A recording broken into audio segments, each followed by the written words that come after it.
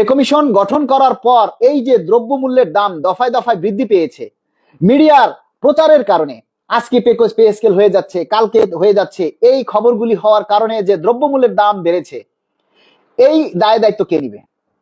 আমরা তো এমনিই দুঃখী, আপনারা আরো জনম দুঃখী বানাইয়া গেলেন। পে কমিশন গঠন করে যদি পে স্কেল না দেন, তাহলে আপনারা আমাদেরকে আরো জনম দুঃখী বানাইয়া গেলেন।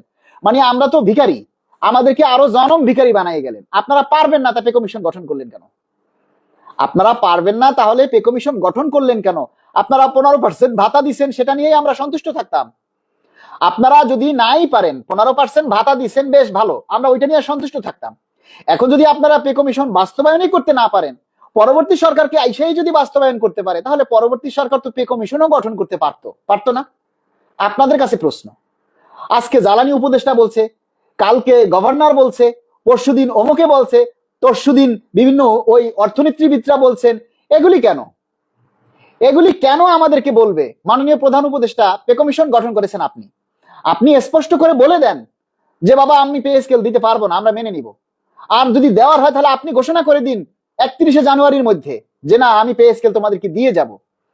কেননা আপনি পে কমিশন গঠন করেছেন, এই পে কমিশন আপনাকেই বাস্তবায়ন করে যেতে হবে। আপনি ভালো করে জানেন, আপনারা যারা সরকারে আছেন, যারা উপদেষ্টা আছেন, আপনারা ভালো করে জানেন যে নির্বাচিত সরকার এসে যদি দেয়, তাহলে এই পে কমিশনের রিপোর্ট সব বাতিল করে দিবে। যেটা আজকে জ্বালানি উপদেষ্টা বলেছেন, জ্বালানি উপদেষ্টা স্পষ্ট করে বলেছেন যে পরবর্তী সরকার এসে বাস্তবায়নও করতে পারে, আবার এই পে কমিশন বাতিলও করতে পারে। তাহলে এই পে কমিশন যদি বাতিলই করে দেয় পরবর্তী সরকার, তাহলে আপনারা এই পে কমিশন নিয়ে ফাজলামি করলেন। তাহলে আপনারা এই পে কমিশন কেন গঠন করে অযথা টাকা নষ্ট করলেন? আপনাদের কাছে আমরা জবাব চাই, প্রশাসনের কাছে আমরা জবাব চাই। যদি আপনারা মনে করেন যে না, পরবর্তী সরকার এসে এই পে কমিশন বাদ করেই দিতে পারে, তাহলে আপনারা পে কমিশন গঠন করলেন কেন? এত সময় নষ্ট করলেন কেন?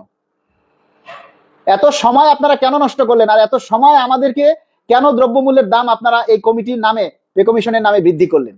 আমরা কোনো কথা শুনতে চাই না, আমরা কোনো কথা শুনতে চাই না। যদি আগামী 31শে জানুয়ারির মধ্যে পে স্কেলের বাস্তবায়ন না হয়, তাহলে সারা দেশে যে অস্থিতিশীলতা তৈরি হবে, আমরা এই যে সরকারি গাড়ি চালক কেন্দ্রীয় কমিটি ইসাহাক ভাইয়ের নেতৃত্বে আগামী দিনের যে আন্দোলন সংগ্রাম আসবে, এবং অধ্যক্ষ আজিজি স্যারের নেতৃত্বে যে কর্মসূচি আসবে, সেগুলি কঠিনভাবে কিন্তু কর্মসূচি আসবে।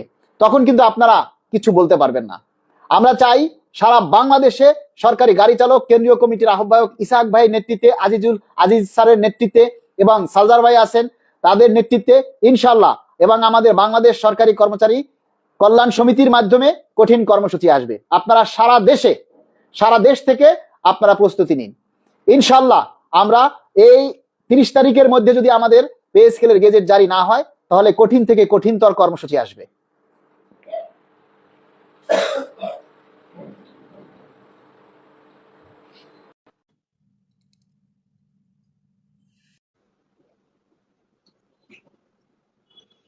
আপনারা যদি পে কমিশন নাই দিতে পারেন, তাহলে আপনারা পে কমিশন হয়তো কেন গঠন করলেন?